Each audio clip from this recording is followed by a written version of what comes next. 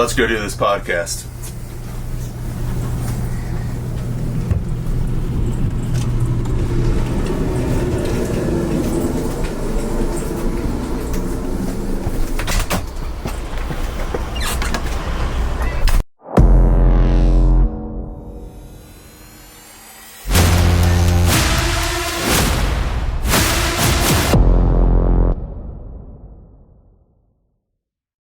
What's going on, Star Wars fans? Hello there.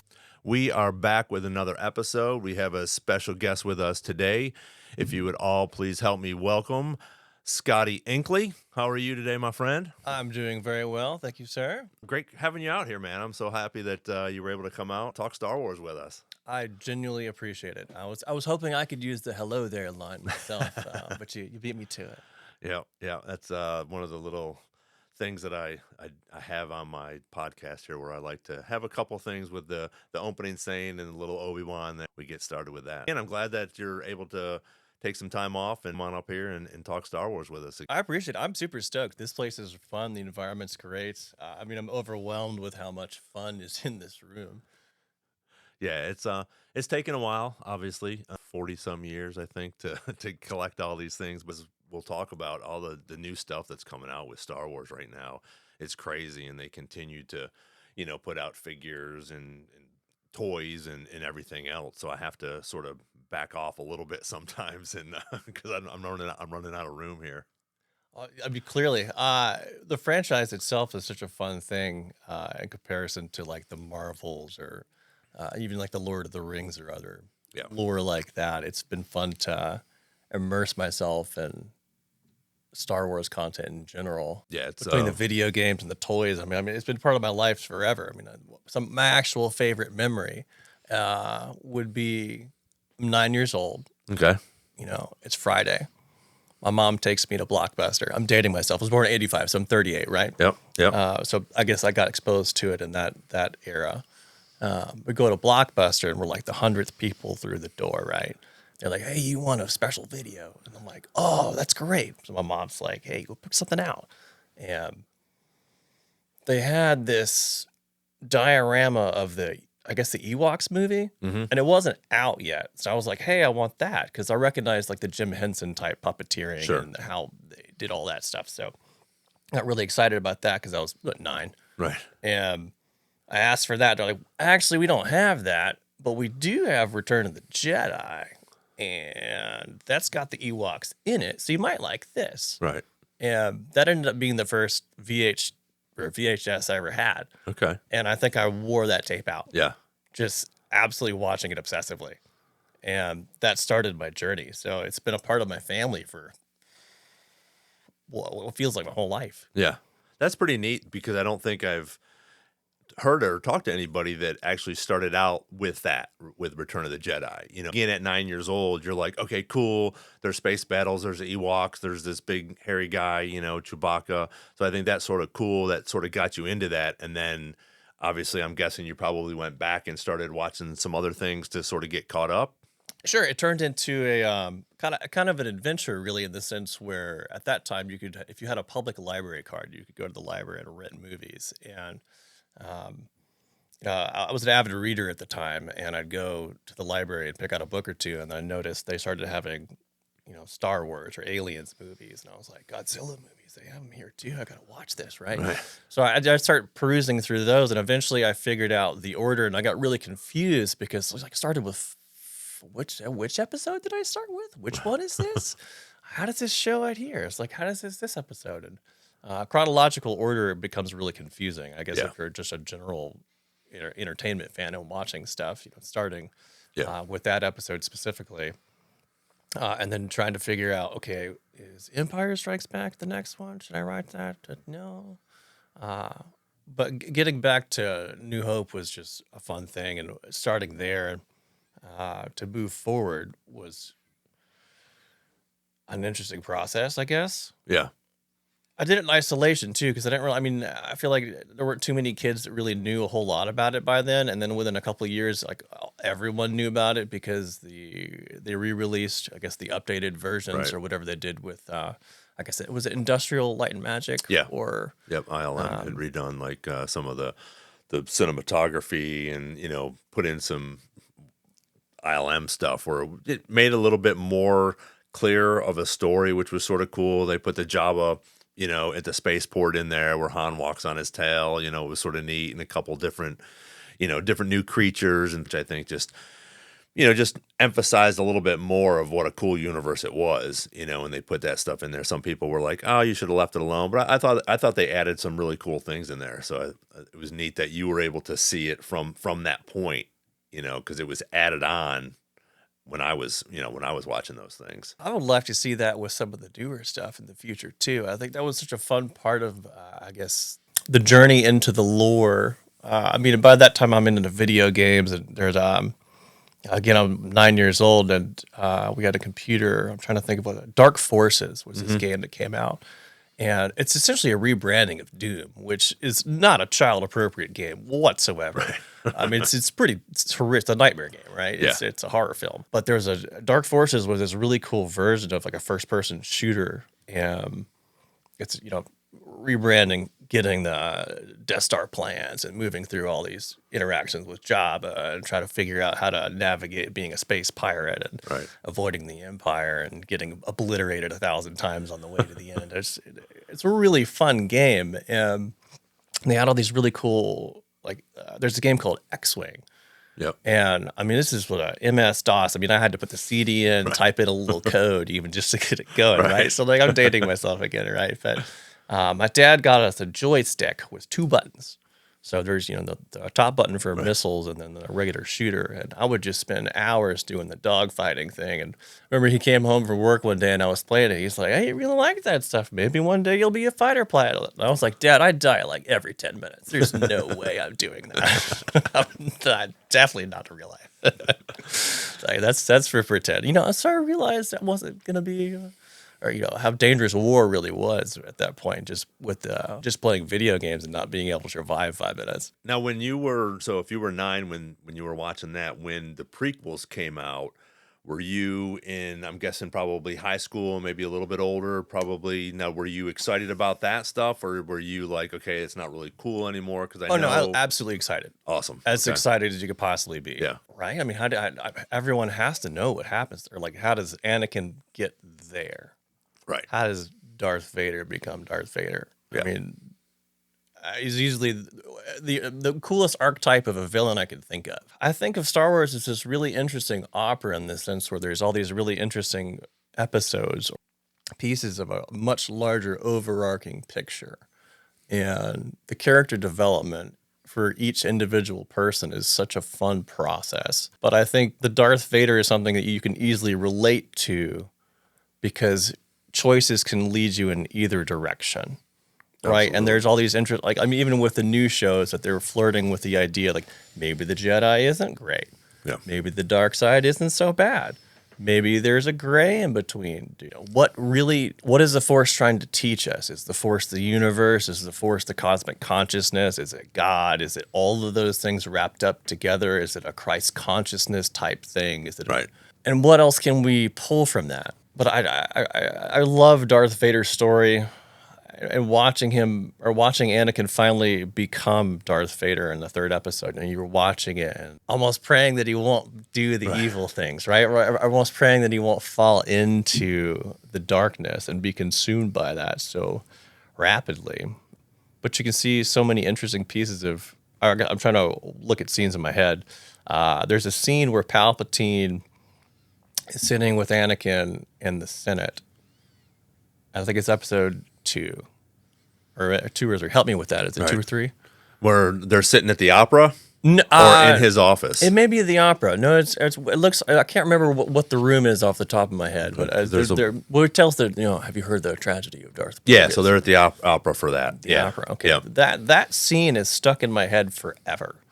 Because of the seduction of the dark side, in the sense where, like, hey, I can give this power to reincarnate folks or to, I guess, save someone's life. Right.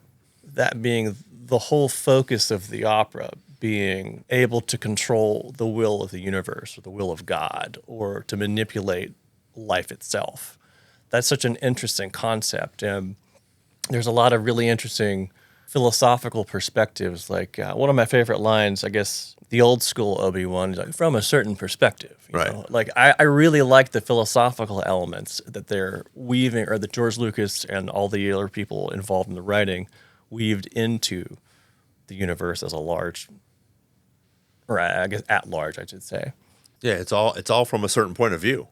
Your point of view and my point of view are going to be different when we look at those characters or different things like that. And like you said, I think everybody isn't sure are the Jedi really really good, or maybe they can make mistakes too. And is the Empire really bad? I mean, they want peace. Now maybe they're going about it the wrong way, but they all are looking for peace. They want to stop this war. So I think you're right with it is from a certain point of view where everybody is looking into this. Like you said with Obi-Wan, he talks to Luke and says, from a certain point of view, your father was dead because Darth Vader killed him from a certain point of view.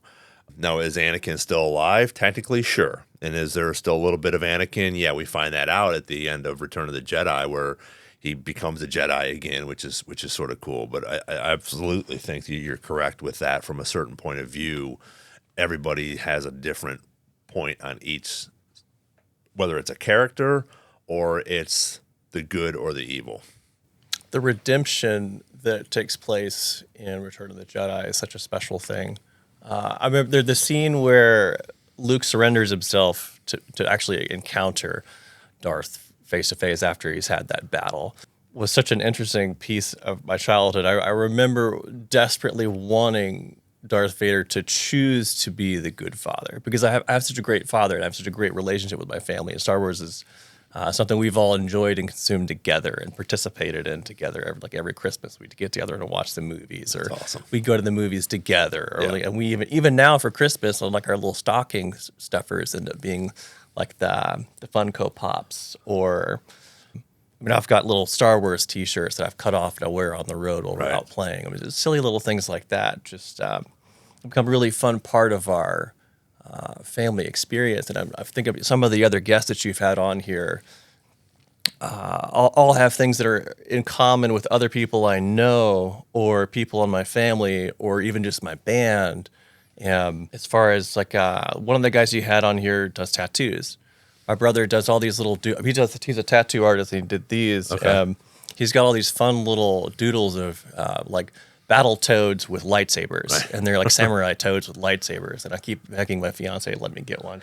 There's just so many fun little pieces of the universe at large, and what has been fun about this is it connects people. Whereas there's so many things in the world that divide us and push us apart.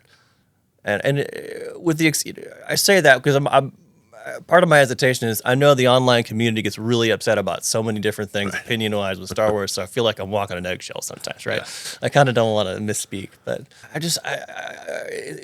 don't see you couldn't be compelled to like Star Wars. Yeah. It seems very polarizing in the sense where I think of my oldest friend, Robert.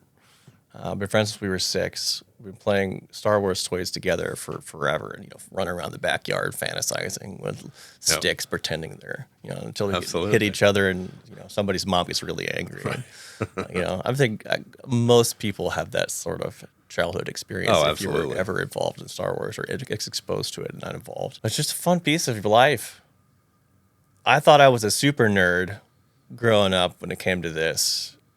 But I realized as I moved out of my hometown and started traveling the world that, it's like I had said when I first got here, I was like, I'm probably more of like a Jedi Knight level than a Master. And I didn't realize there were so many levels of the fandom until I started seeing the Comic-Con stuff. Yeah. And folks that do the cosplay and the level of intricate detail that people are putting forth to get just... Some of the costumes I've seen online just don't even make sense. It's almost better than some of the stuff I've seen in the movies. Oh yeah, people will get into this. It's a passion now with the 3D printers, and they're spending thousands of dollars to get these, make these parts for their costumes, and the sewing and the material that they do for this stuff. And yeah, like you said, Paul, who you were talking about earlier, the tattoo artist. His wife, TJ, we've had her on here a couple of times, and she does a great Asajj Ventress. And the detail that she puts into these costumes is amazing. And it's so cool to go to these, whether it's Star Wars Celebration or a fan expo, or where they have these costumes and these people have just so much passion into these costumes. It's really cool where we don't have to feel like we're an outsider. We can enjoy that as much as they enjoyed making it, I think. You shave her head for it? Or? No, she has I guess whatever type of, not a helmet, but a plastic thing or rubber thing that goes over. But I mean, she looks fantastic in it. We got to get her cast as that character. We tried. When that we, would be yes. the best. I would love to see. One of the things I want to ask you about is what content would you like, or what characters would you like to see series for in the future that haven't already been done, like the backstory stuff. Like I would love to see Asajj Ventress. That would be so, and because they've already introduced the Night Sisters in with Ahsoka specifically, and I guess a couple other things too. Outside of, I'm trying to think of like live action stuff versus cartoons. Yeah, the Night Sisters in the Clone Wars is awesome. Oh, absolutely, so cool. Yeah, way overpowered. Very interesting. There's a couple different. There's a little mobile game called Star Wars Heroes. Okay, and you do essentially. Turn versus turn. It's kind of like a Pokemon type thing. It's very silly, but they have all these different characters, and you build squads of 5 team members, and each person has their own stats and abilities. And it develops more lore through the game, and it's actually really fun. But the Night Sisters were a really interesting piece of that, and I learned a lot about that from playing video games or watching, I guess, non-canonical lore related content type stuff, and I really fell in love with their story and that species in general and their connection to Darth Maul and Savage. Yeah, and the male versus females of the species and the differences of that. And I think I was watching one of the Acolyte episodes, which I haven't finished yet, so I apologize. But I thought it was interesting to see one of the females with the Darth Maul horns, because I thought that was only the male species. But I mean, I'm always learning, so yeah, it's hard to keep up with. One of the different mothers, choices. Yeah, that was really cool. Yeah, it was neat to see them bring that character to a live action thing. But I think, like you were saying, the Night Sisters is a really cool community, or really cool whatever else you want to. The species, like you were saying. And I think when they brought that into Ahsoka, even though they had been killed off in the Clone Wars, obviously some of them survived and were able to, now see them in live action. And obviously I think in season 2, we're going to see more of that. But I think it was really neat that they brought those different characters in. And that's, to get back to what you were asking me, I think Asajj Ventress would be a great, I'd love to see some Quinlan Voss stuff. Okay. We haven't seen too much on him besides the book with him and Asajj. My thing is always, because my favorite character is Yoda, but I love the mystery behind him. So I don't know if I'd want to see a Yoda series. I love that we don't know what species he is. We don't really know where he came from. I mean, by the time he dies, he's almost 900 years old. So that's a hard one for me to look at.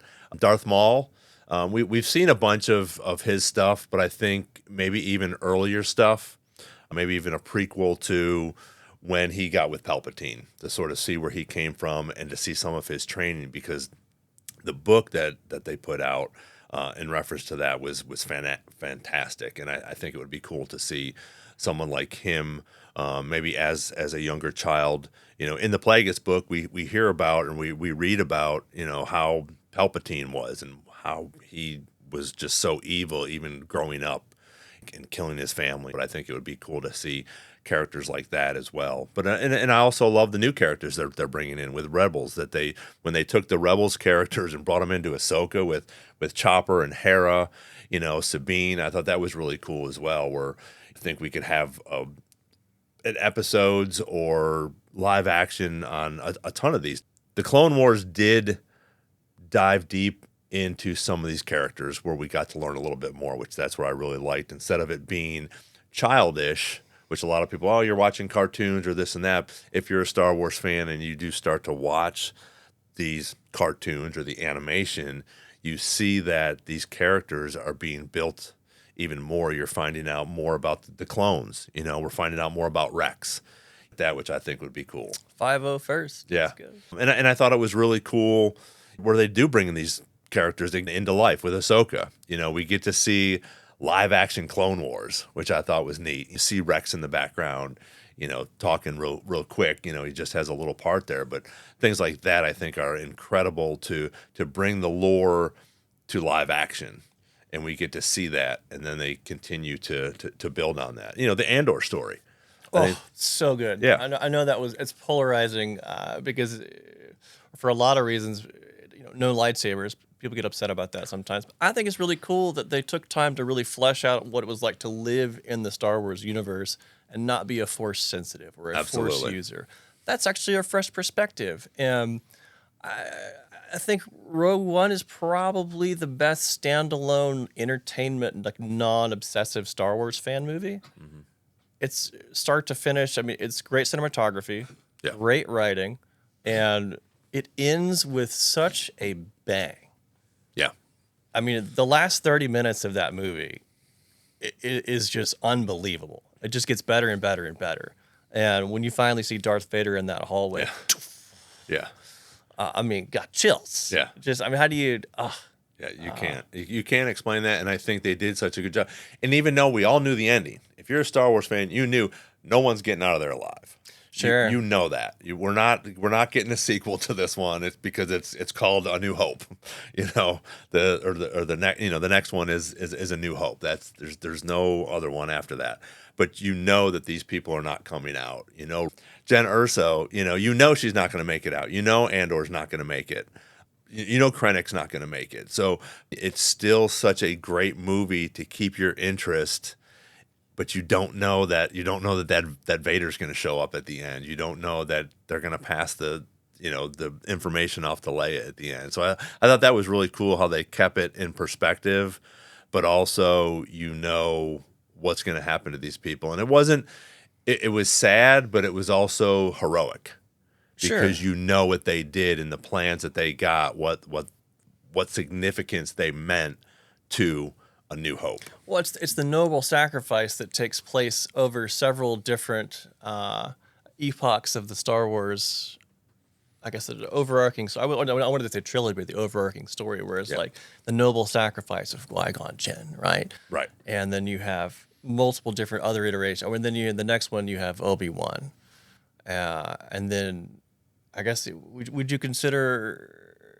I guess is the elder Luke's fading away after he fights Kylo Ren in Episode 8? Yeah, is I that think a noble so. sacrifice? I think that's noble. I feel like it was an echo. I think I didn't love all the choices that the sequels had. Correct. But I do like how they paralleled and echoed pieces of the other trilogies. Oh, absolutely. And did so in a way that created continuity with the overarching theme, I guess thematic elements, I should say. Yeah. There's so many fun pieces of the thematic elements too. So I guess specifically how everyone connects with the Force. I'm trying to think of a way to connect it to Acolyte. So I've watched I haven't finished that, but I really like what they're doing with teasing whether good is good and bad is bad. Yeah. Like you were talking about earlier, each side wants order and peace, but they're going about it in a different way. Absolutely. Is there a true peace? Is there a true path? You know, is Yoda a better Jedi as a hermit? Is old Luke a better Jedi as a hermit?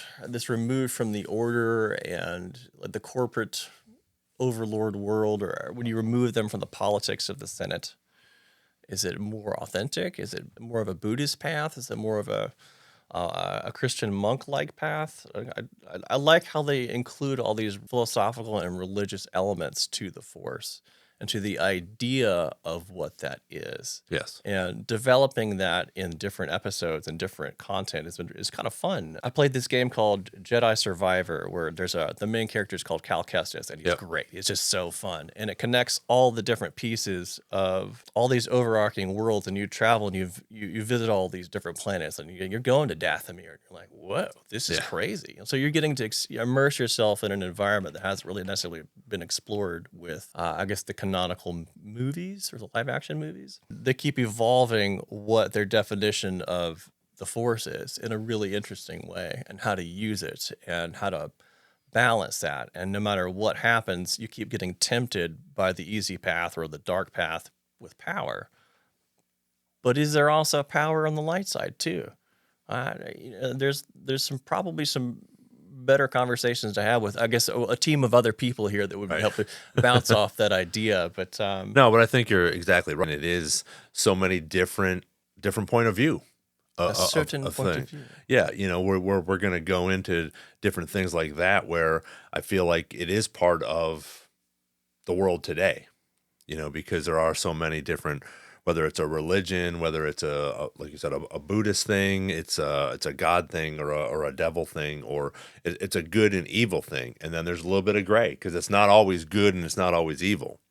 And I think Star Wars does such a good job sort of bringing that all together to where we get to see all of those sides of it, and you get to pick and I get to pick which ones I want to go to or which ones I like, and what my point of view on this is might not be your point of view on the same thing that I'm thinking about. But I think it's just like the world as well. Whether we're out here, you might go to Walmart to do your shopping, where somebody else might go to Target to do their shopping. But we have all of these things that we can pick from. And my point of view is I like going to Walmart.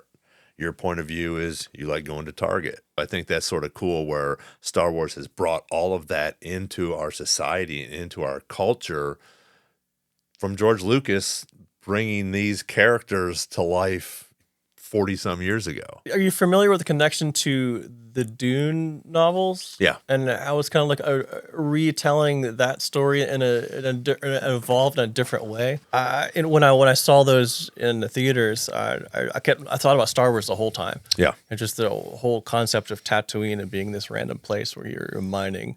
I guess they're what do they call it? Death sticks, or they're looking for the space dust, right? Right. It's this drug that they sell, and the whole economy moves around that.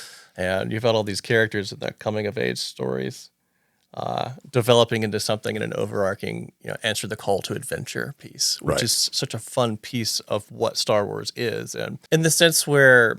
When I watched Return of the Jedi for the first time, here I see all these characters answering the call to adventure before I was old enough to really understand what that concept was. And I guess ultimately in my life, I'm glad I can say that I did answer the call to adventure. Right. And I continue to do that. And I feel like there's a lot of really positive messaging happening in the Star Wars universe that tells you you can make good choices and that there is a redemption arc if you make bad choices. And ultimately, who you surround yourself with is probably more important than anything else, because you see how like Anakin gets too close to Palpatine. If they had never developed that relationship, do you think he would have gone that direction? Yeah. That's interesting that you say that because I don't think we've ever talked about that on this podcast where it is who you surround yourself with. Obi-Wan, is surrounding himself with Qui-Gon, but he's also, as he continues to get older and even as he continues to be a master to Anakin, he's still and he still confides in the council. Sure. Where Anakin is like, I'm going to, like you just said, I'm going to go over here with Palpatine. And Palpatine obviously is turning him a little bit differently, whether it's subconsciously or just putting these little things in his head to say, hey, I can save the people that you love. But I think that's a great point that you just brought up where you're surrounding yourself, and that's sort of where you're going to go just in life. If you surround yourself with degenerates or people that aren't great people in life, you might start to go down that path as well. If you're out and about with friends that are always in a good mood and having a good time and fun to be around, I think that's going to be part of your personality as well. Where if these other people are just mad or angry all the time, you're just going to start to move into that as well. So I think that was pretty cool that you brought that up. And I think I knew that in the back of my head, but we've never talked about it or dove into it like that. So I think that's absolutely true with the Star Wars universe. Well, each different piece of content has its own like ragtag team, and they're a motley crew, and they're an amalgamation of multiple different personalities and strengths and weaknesses, and they all blend together, and the sum of their parts is so much better than they would be individually. Like, even just the Phoenix Squad is one of my best are probably my favorite example of that. I mean, how do you? Hera is an amazing leader. Kanan Jarrus is probably the most interesting Jedi of all to me.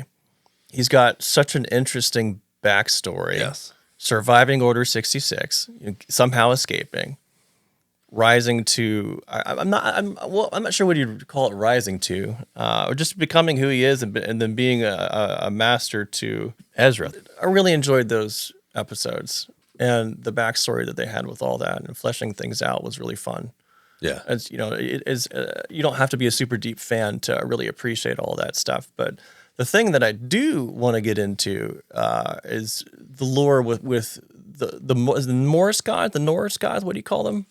The 3 Mortis gods. The Mortis gods. Yeah. Yeah. Forgive me on this. Yeah. So when they included that in Ahsoka, I got super excited. I'm sitting there Yeah. with my fiance. I'm like, doing the Luke and the chair meme. I was like, that's this. And you got to watch Rebels to see all these things and get back with that. I was like, I really want to know where they're going to go with that. Anything they do with that would be great. Or literally anything. I don't care what they do. It'd just be fun. Yeah. And there was some stuff I was watching on the internet, and it's not a spoiler because it's not fact, but they're talking about this season of Ahsoka, where Balin, obviously, unfortunately, they're going to have to recast Rey, but they'll have Balin in this second season. But they're also looking to sort of go back to that where he will take the spot of the father, where Luke will take the spot, Anakin will take the spot as the son, and Ahsoka will take the spot as the sister. So it'll be interesting to see how they do that. I think it'll be interesting if they do bring that and continue to bring light into that with the live action of Ahsoka and what they're going to do with Balin and how he is going to get to that point and how Ahsoka and or Anakin might get to that point as well. And also getting back to how are Sabine and Ahsoka going to get back to their galaxy. I think it'll be really cool, and I hope they do push that more so we can get to see what those Mortis gods are more about. Whether the father is that gray trying to balance the son and the daughter, the good and the evil, or what's going to happen with that. So I think that'll be pretty interesting as we go forward in that, because I think they will bring that back along with Dathomir.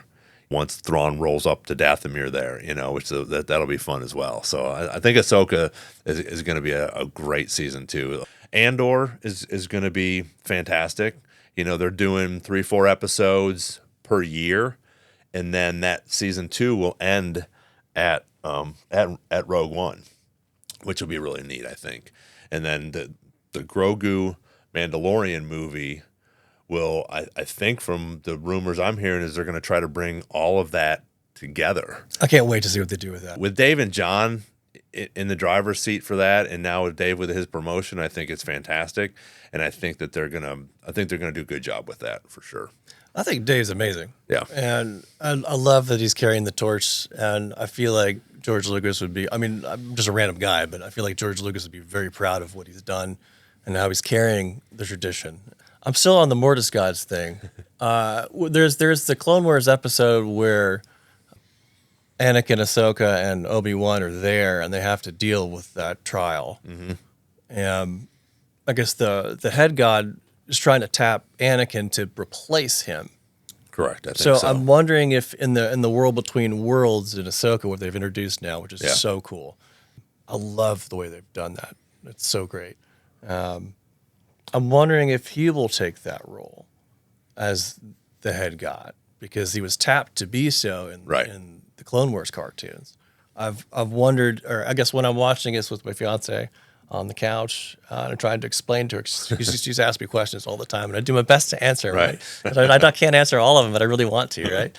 So I end up doing more research and watching more to try to figure out. I feel like I'm always behind, which is why I appreciate the grace you're showing me. Oh no, dude! I'm glad you're here, and you got very, very good lore behind you. So that's I'm good. doing my best. I did a little bit of preparation for this and watched quite a few of your other episodes, and I feel like some of the other guys knew so much more than I did. I was like, maybe I'm not as equipped as I thought I was. I've got way too many hours playing these video games to not know some of the answers to these or forget some of the lore of the characters. And just trying to figure out what the TV shows are doing or I guess they're not TV shows, a streaming series. I don't even know what to call anything anymore as far as content, and it just keeps growing in perpetuity. And part of me wants them not to make any more so that it can like have a congealed thing and be a cohesive idea.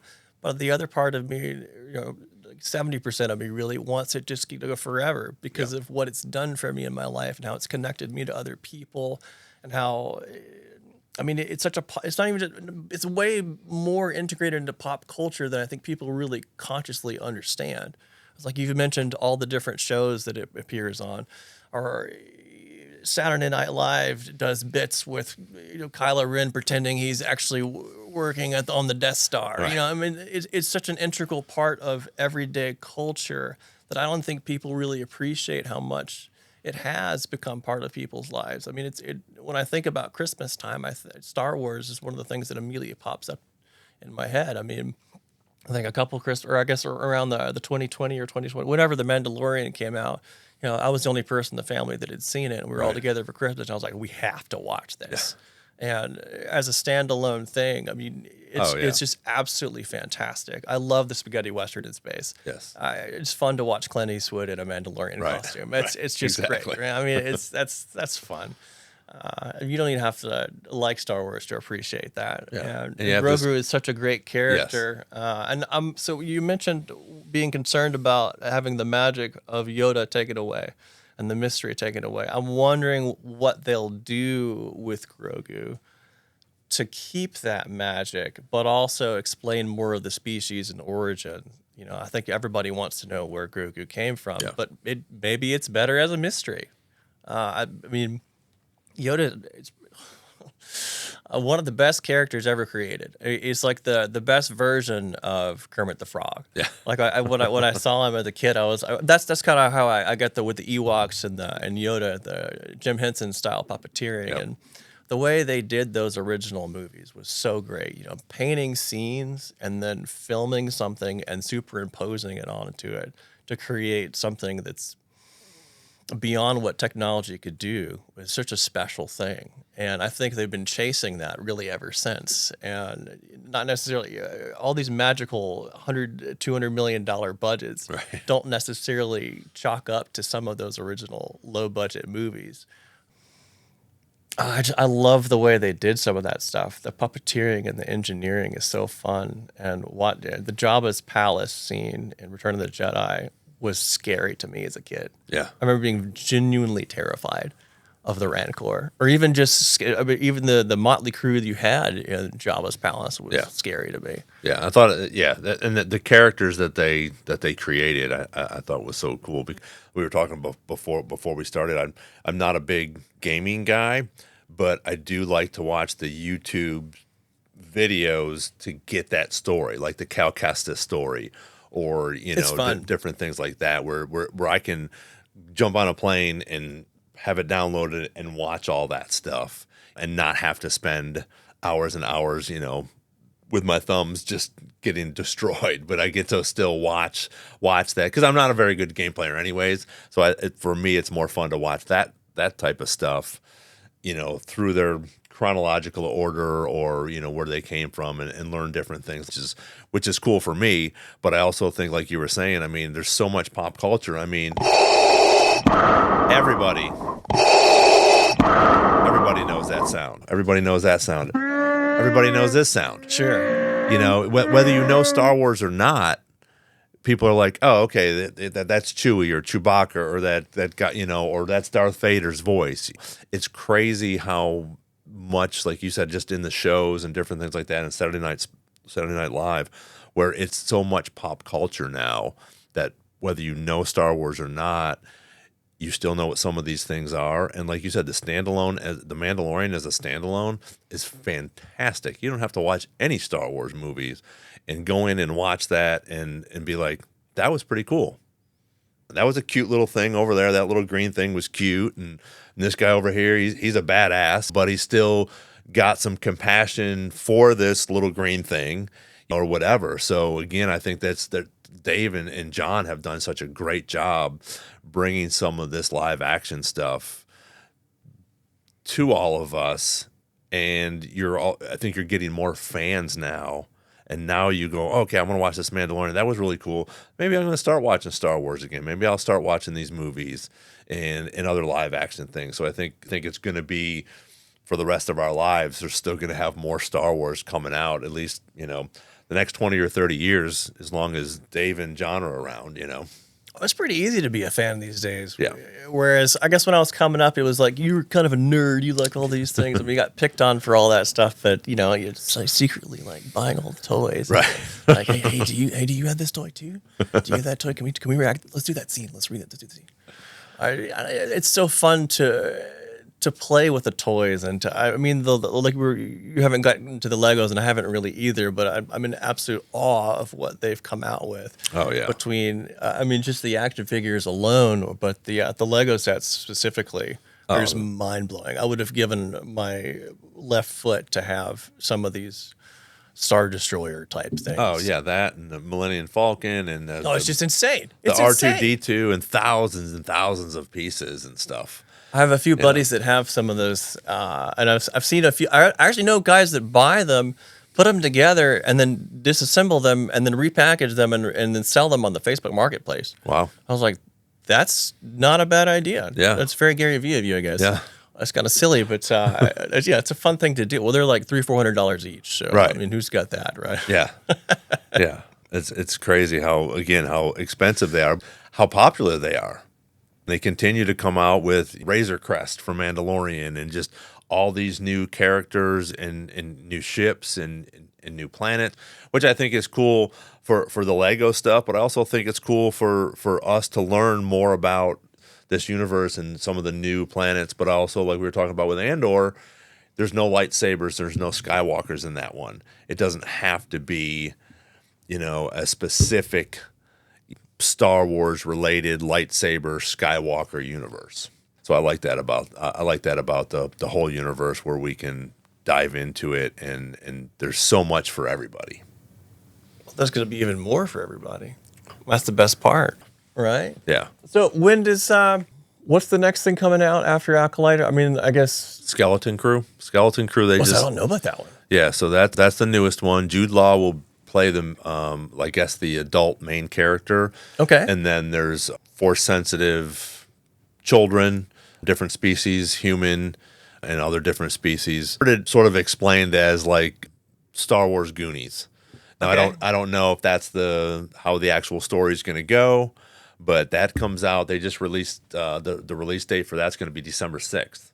Nice. So we'll have that. That'll be live action, which at first I thought it was going to be like a movie, but it's going to be a live action. So they'll probably have 6 or 8 episodes, hopefully, a little bit longer than half an hour. That's my thing with some of the live action stuff that they've come out with where, man, it's just that half an hour or 35 minutes just isn't enough. It's never enough. I just want I want a little bit more.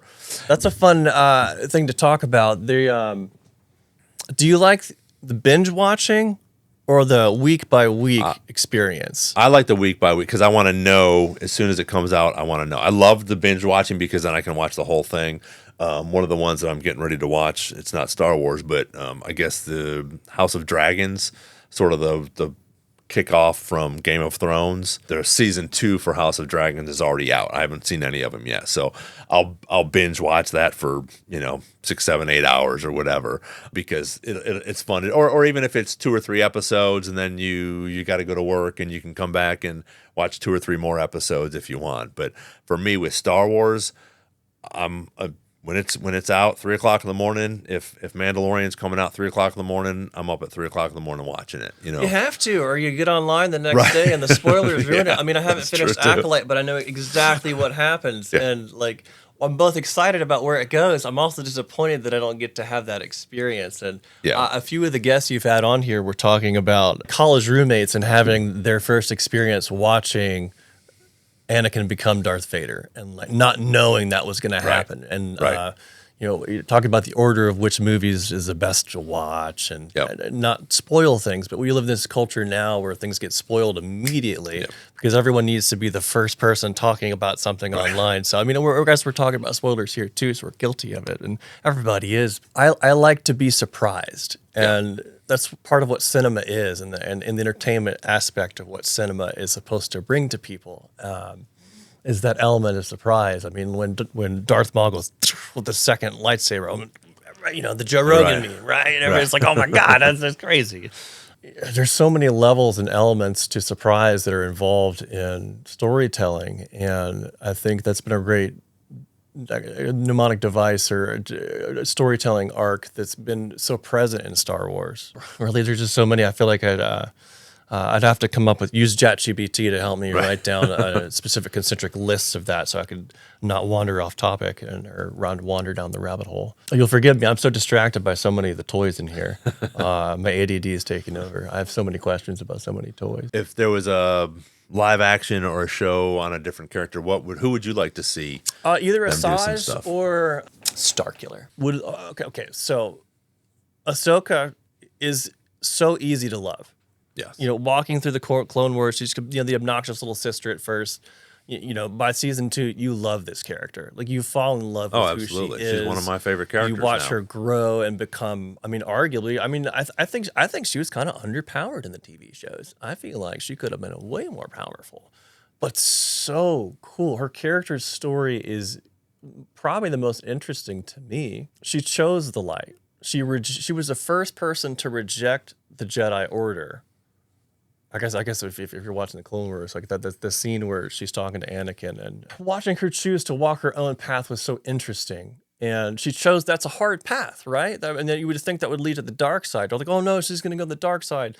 But she chooses the light side in spite of having bad things happen to her, inflicted upon her from the people saying they're purveyors of good and peace.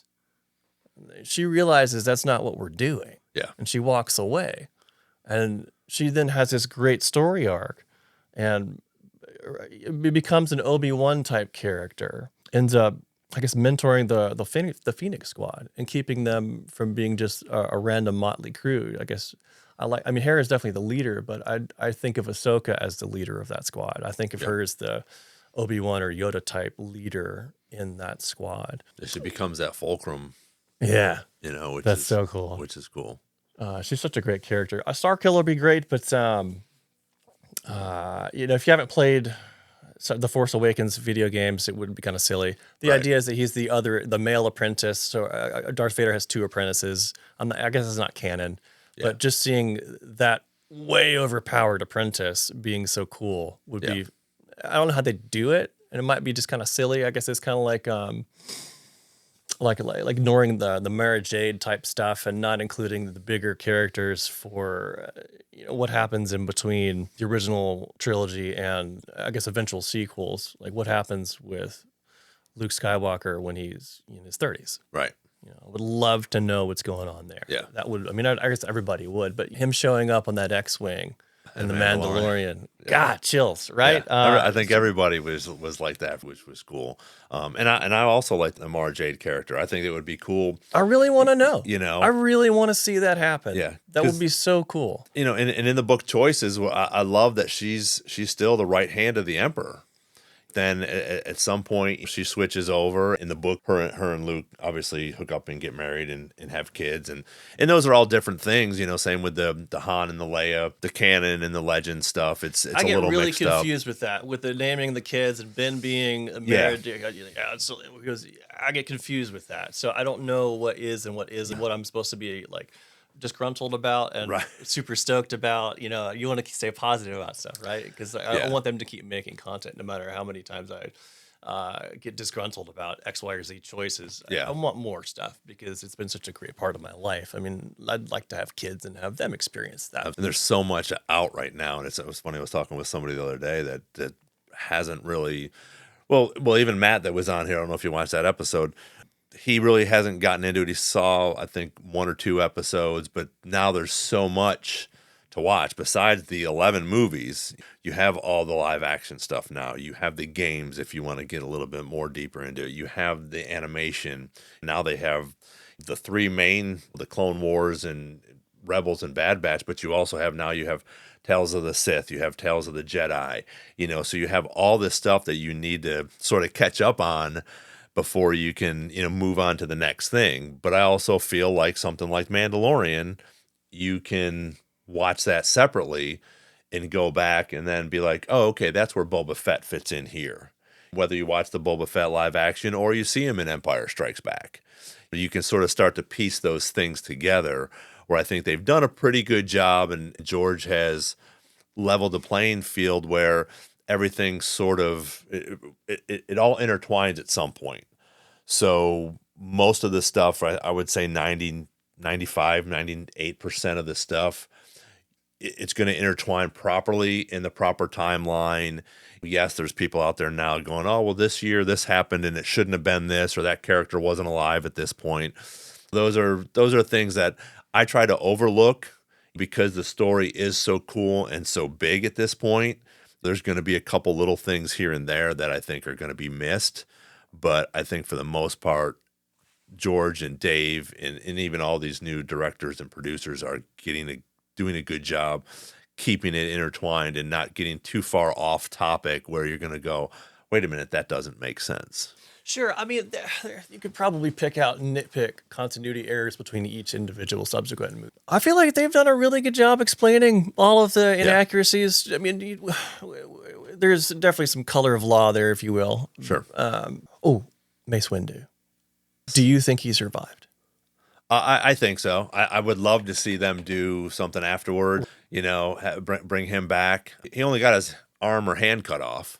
He falls out of there. How many times have we seen the Jedi jump or fall and land okay and this and that? So I think he had to survive. Yeah, he had to survive. I think so that's too. one of my favorite things to speculate about. It's like, do we get to see Mace Windu show up again? I mean, I'm not sure how they'd put it back in because I'm definitely not writing these episodes, and I don't think I'm qualified to, even though I'm not to amalgamate a team, right? I think if I got tasked with doing that, I'd have to call everyone I ever knew and have them back and forth and back and forth and back and forth and back and forth. Watch all the videos, watch all the clones, watch all everything, play all the video games, and just, really seriously deep dive for a month nonstop, and then try to storyboard, and then be like, I don't think I'm adequate at this. I think somebody else should be writing this. It's too important. Yeah, it would definitely have to be obviously after his survival. And I think people would love that too, especially if Samuel came back. Oh, God. As his purple lightsaber. Yeah. Are you serious? Yeah. But I think it would be cool to see his survival, but then also do some cool flashbacks. Whether it was, I don't know. I'm sure I probably do somewhere, and I'm sure there's something out there, but I don't remember who his master was.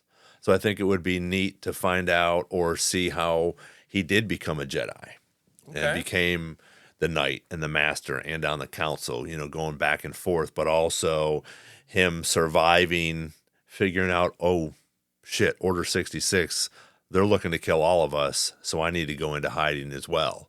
Because I think if they thought he was dead, they're not going to go look for him.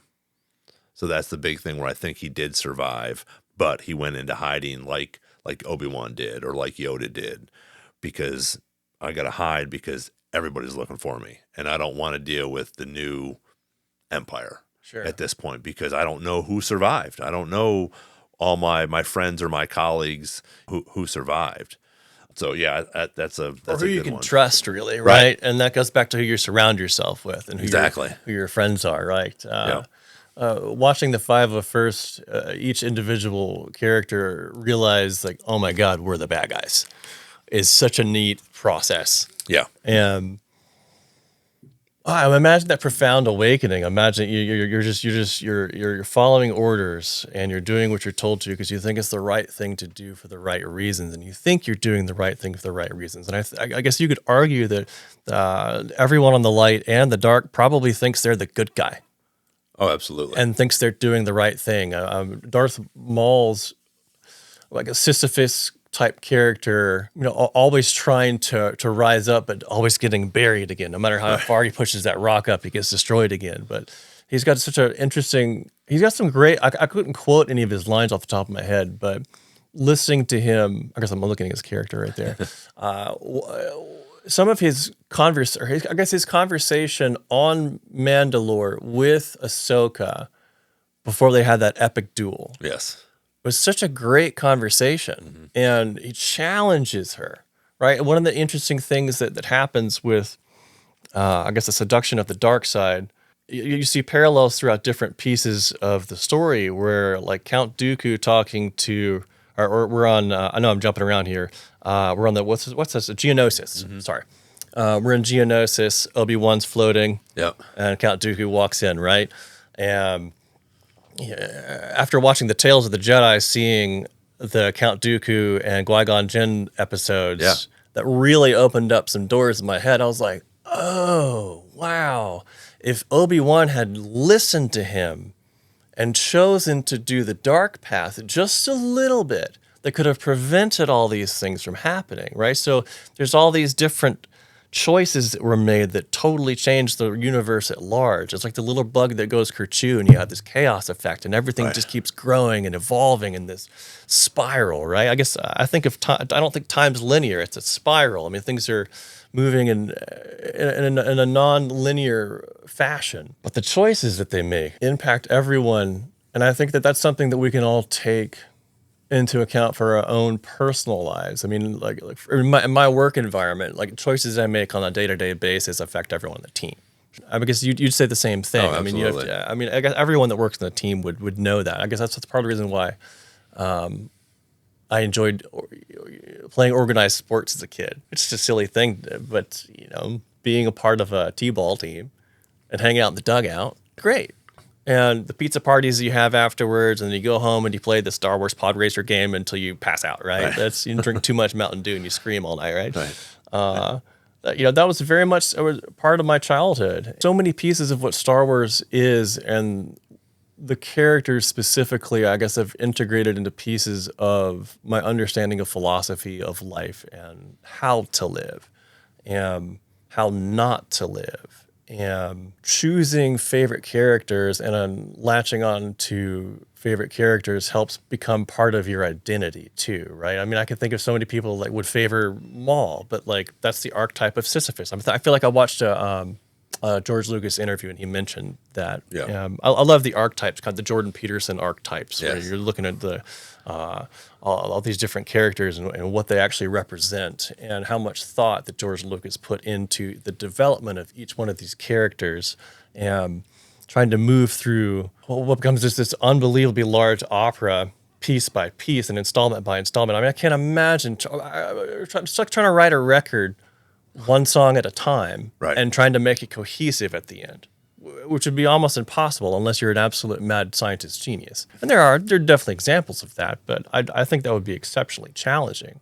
It's like one of the cringy things about the original movies is we find out Luke and Leia are brother and sister, right? And we were there's like that moment you're like, ooh, man, that's not good. That's not good. But at the same time, you have forgiveness for things like that, because as an adult, you understand that these writing these things, that it's evolving over time. And the choices are being, it's like, oh, I guess Darth Vader needs to be his father, right? I mean, do you think he had that in line? I mean, he can't have had that in line in the first episode. That had to have been decided somewhere after the first movie in the writing process.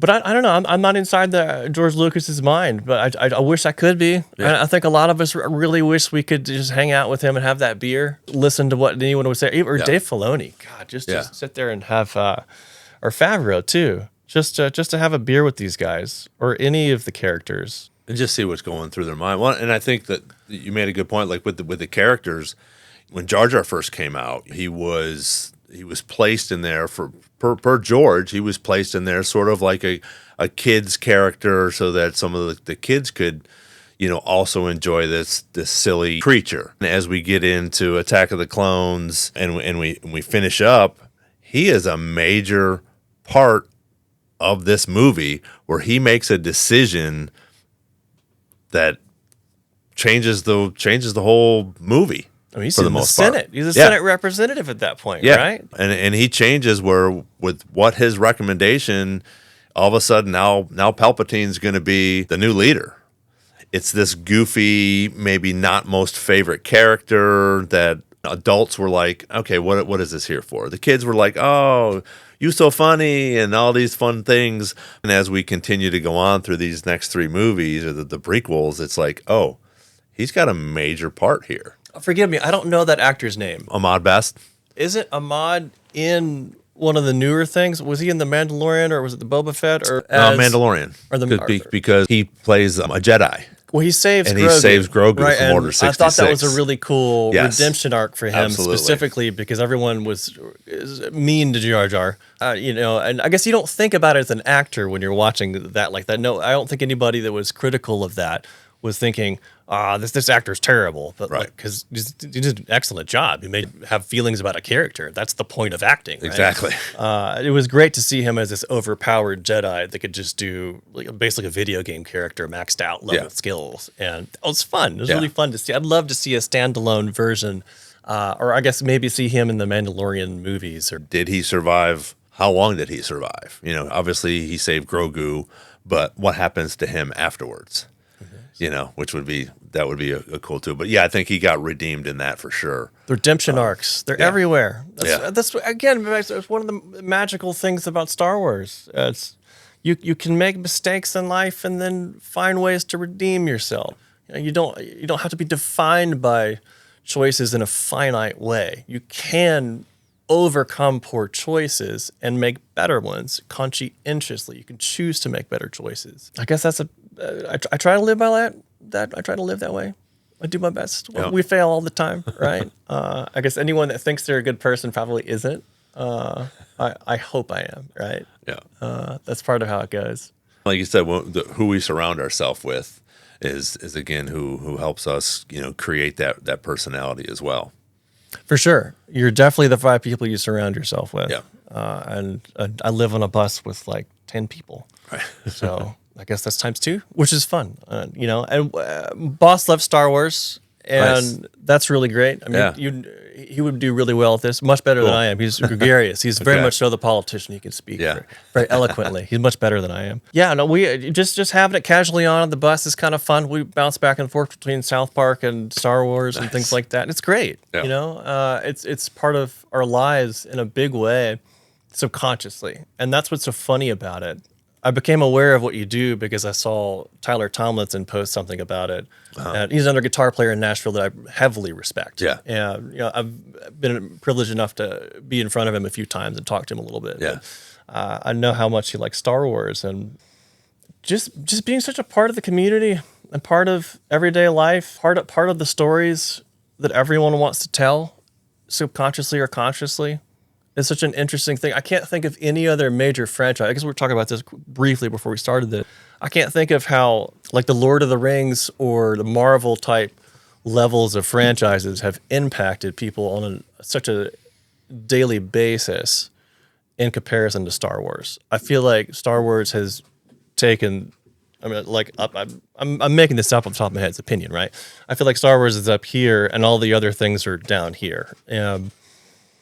Just haven't quite gotten to it. Like I'm kind of bored with the Marvel stuff.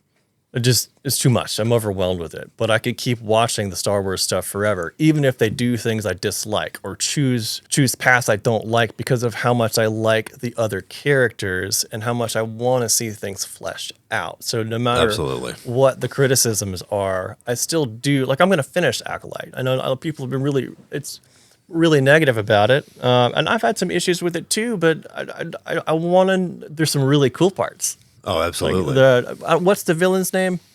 Chimera. Easily one of the coolest villains in the whole franchise. His helmet is that special material, right? Yeah. Yep. And it looks like Abeloth. Yeah. I thought that was an interesting choice. I guess I'm not sure if she's canon or not. Maybe that was an homage to that or an Easter egg they were trying to put in there to try to make something a larger, overarching thing they could introduce eventually. I guess that would be more Luke Skywalker in his 30s and 40s. But I think that would be cool to bring her into that. Like we were talking about with the Mortis gods. I mean, she's part of that as well. I'm almost positive that she's part of that as well, and that's something that they had talked about on the internet as well, where she's sort of reaching out to Balin and talking to him and trying to bring him in to maybe possibly release her. Yeah, so that's what I tried to put together and help with the internet, trying to figure out what all these things are trying to tell us. Yeah, and I guess Easter eggs are, I guess, is that the right way to say it, or foreshadowing? Or sort of like another good example of foreshadowing. We go to episode 2 where they're on Geonosis and they're in that large factory with the droid factory, and Anakin falls on the conveyor belt and gets stamped down, and it breaks his lightsaber, and kind of keeps his hand from working. Right. A few scenes later, loses the hand. Right. There's great foreshadowing all over the place, and the storytelling is so great. I can't think of too many other, even with the Game of Thrones and how much everyone loves that, I don't think that the storytelling is as compelling as it is in Star Wars. I think the Star Wars is better, but that's an opinion. Right. We can fight about it later. Yeah. No, I totally agree. And maybe we are biased of it. But again, I'm pretty biased. And I've seen all of those. Yeah, they're cool. They got some cool stories. And I don't have any of their things in this room. True, yeah. So I have we'll go ahead and wrap things up. If there's anything else you wanted to chat about, or anything you can remember from your list that you were thinking about? I'm sure there's a bunch of things, but I really appreciate you letting me come on here and just hang out in this room and be in the environment. I'm really honored and privileged to be here. I'm definitely on the lower tier of knowing what's happening in the world. I'm an enthusiast on a high level, and Star Wars has been such an integral part of my life forever, and it's part of my family, it's part of my friends. I mean, my best friend said he couldn't know if he could marry his wife because he hadn't watched Star Wars. I mean, it's just it's that kind of level of involved in my life. Yeah. And I know I'm a musician about town, and I travel and play music for a living, and I'm very privileged and fortunate to be able to do that. And I appreciate entertainment, and I appreciate storytelling specifically as a country music professional or a guy that works in country music. And Star Wars is such a brilliant story. The opera of Star Wars is so wonderful to me. This is a real treat for me, and I really appreciate you having me on. Absolutely. So I got a couple quick questions. Favorite movie? Return of the Jedi was my introduction. I have an emotional connection to that one for several tiers of reasons. I'll spare you on that. It's great. I think Rogue One's probably the best movie. As far as you don't have to be a fan to watch it, understand. You can watch it as a standalone movie and be like, oh my God, Star Wars is amazing. I want to know more. It's kind of like a gateway drug, if you will. Maybe episode 3. Watching Anakin become Darth Vader is such an emotional journey. I got emotional watching it. That I had an actual emotional reaction to that. I get teary. Absolutely. The battle between Obi-Wan and Anakin there at the end. Yeah, the duel of the fates. It's heartbreaking. And then finally seeing the live action version of them getting back together in Kenobi, and when Anakin says, "No, I killed him," watching that, I misquoted that for sure. But when he says he kills himself, that was so well done. So that was very rewarding to have that. Two emotional book stamps or bookends right there. But I would say episode 3 is probably the best movie. Okay. And that'll bring me. So for live action, I know you haven't finished watching The Acolyte, but Ahsoka, Andor, Boba Fett, Obi-Wan, what live action is your favorite up till now? So I like each one of them for different reasons. I think each one has its strengths. So that's a tough question. I think if it's just fun, the first season of Mandalorian, it's just so fun. Yeah. God, it's fun. I have 12 little Baby Yoda or Grogu toys around my house now at this point. I think Andor is the Andor leading up to Rogue One is probably the best storytelling. It's so good. It's visceral. It's very real. There's a human element to so many pieces of the story. There's a lot of vulnerabilities there. There's a lot of darkness that's carried. Boba Fett was I want to talk about each one of them because they're so great. It was so great to see him crawl out of the Sarlacc pit. Yes. Oh my God, are you serious? And watching him interact with the Sand People kind of gives you feelings about Anakin showing up and just slaughtering the men, women, and children. I was like, oh, maybe they were. Ooh, maybe I had a bad take on that. Maybe that was really, really dark. Yeah. Maybe I should have been more aware of how evil that was, and maybe Padme should have been like, hey. That's not chill. Maybe don't kill. Maybe genocide's not good, right? I'm going to go with The Mandalorian. Okay. I'm going to go with The Mandalorian. That's tough. But I really like each one of the other shows. And Ahsoka's, it's only one season, or one season in. So far, So it's kind of hard to compare. Yeah. I really want to know where they're going. All the Easter eggs that they're putting in there, all the foreshadowing, the Phoenix Squad itself, how they had Yes. Kanan Jarrus' son in there. When I saw that, I got emotional. My fiance's like, "You good?" I was like, "I'm fine. I'm fine. Yeah. I'm not crying. It's fine. It's fine." The scene in Rebels where he's the noble sacrifice. That's another one. Yes. Where he said, another piece where I got a little too emotional for an adult. But it does. It brings that out Grown in men us. crying. Yeah. But it does, because the story is so good, I feel, that it brings those emotions, and we can relate it to real life. The story for you might be a little bit different in your real life than it brought something to us, and we were able to compare that to something and have feelings for these have feelings for these cartoons, Right? That were like, oh no, he's gonna. Oh, But that's part of the storytelling that they do Absolutely. that's so great. They make you connect on an emotional level to characters that are cartoons in a way that you don't get with Saturday morning cartoons. Correct. It's a very, very different thing. Absolutely. It's animation. They're explaining things in a way that you couldn't do with live action, and that's really. I really like. You got to watch Rebels. I mean, I Yes. know that you've said that before, but I mean, the Clone Wars. When I moved to Nashville, the practice room can be a very lonely, depressing thing. So I would put that on when it finally came to Netflix. Like really excited, I was like, "It's good, you know." I need to watch this. Yeah. So I put it on, and I would just practice and watch it. Just do finger exercises and dexterity, scales up and down, and all that stuff. And I just binge watch. The more I watched, the more I needed to watch, and I just let it. I just let it play. I think I got through it in 2 months. Which is obsessive. That's how much I practice, which is also super unhealthy. Star Wars is such a fun part of my life. The more the longer I'm talking to you about it, the more I'm realizing how many pieces of my life and the stories that I live and tell, and the parts of I'm really connecting with my family. I think my family time in Star Wars is kind of synonymous. I can't help think about my friends or my closest friends and family when I think about Star Wars and how much of an impact it's had on our relationship and just togetherness in the sense where we get together and watch the movies, and talk about the it. shows and talk about it. It's a fun thing to talk about. I mean, I know we're kind of rambling a lot here and definitely going down rabbit holes, and I definitely didn't stay on topic as much as I wanted to. But I mean, I feel like I could talk about this for too long. I feel like I'm just a surface level fan compared to you or other people. I feel like I don't know as much as I should. I'm honored that you would allow me to participate in what you're doing. Absolutely. No, you've been fantastic. So final question, favorite character? I was not prepared for that one. That's not a rapid fire question. I can't give you a rapid fire answer on that one.